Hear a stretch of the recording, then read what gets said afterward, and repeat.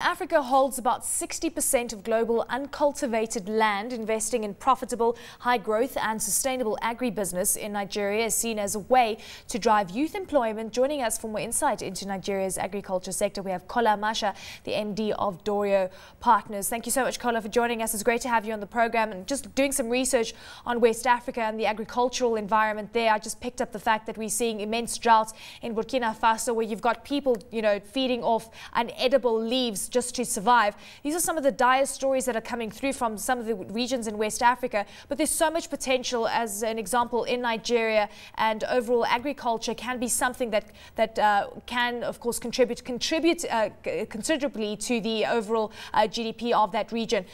As it stands right now, put it into context for us. How much land can we actually see cultivated, and how much potential for growth is there? Well, the potential for growth is quite astronomical, actually. If you look at Nigeria alone has over 80 million hectares of arable land. That accounts for about 23% of the arable land across all of West Africa. But I think land is typically what people first see when they think about potential. But when you really think about agricultural potential, it really comes down to production.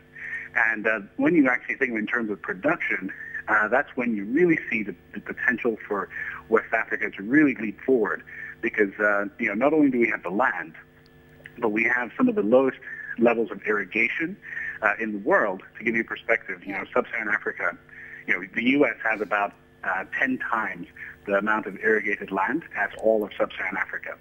So putting that land under irrigation doubles your output right there. And then you add the fact that we have some of the fastest growing yields in the world. To put in perspective, Nigeria's soybean yields are growing 5 times faster than the world average.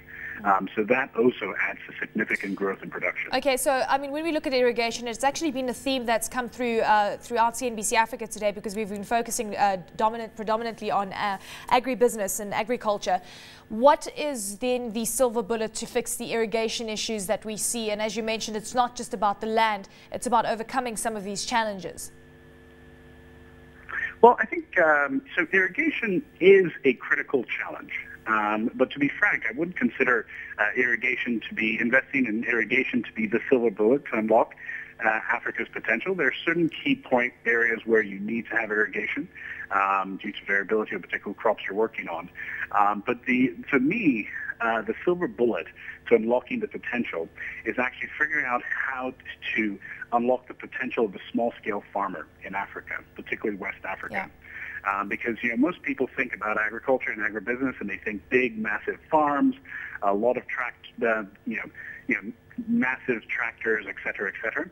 But really, what will harness and really unlock the potential of Africa is the fact that we have millions of small farmers who have access to millions of hectares.